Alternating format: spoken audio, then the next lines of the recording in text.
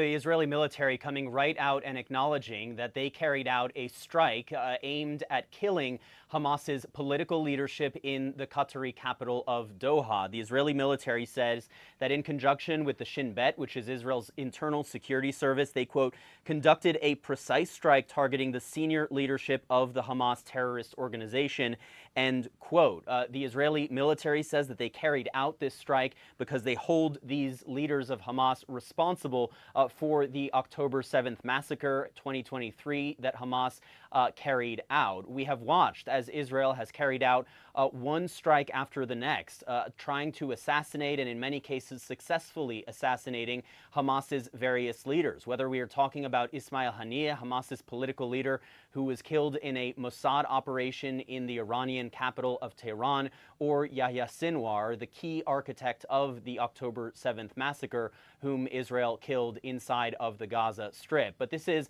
an earth-shattering development, Wolf, in large part because this strike happened in the Qatari capital of Doha. Qatar has been one of the key intermediaries involved in the negotiations to try and end the war in Gaza, to secure the release of the hostages. And in carrying out this strike, Israel risks violating the trust that has been built up there with Qatar.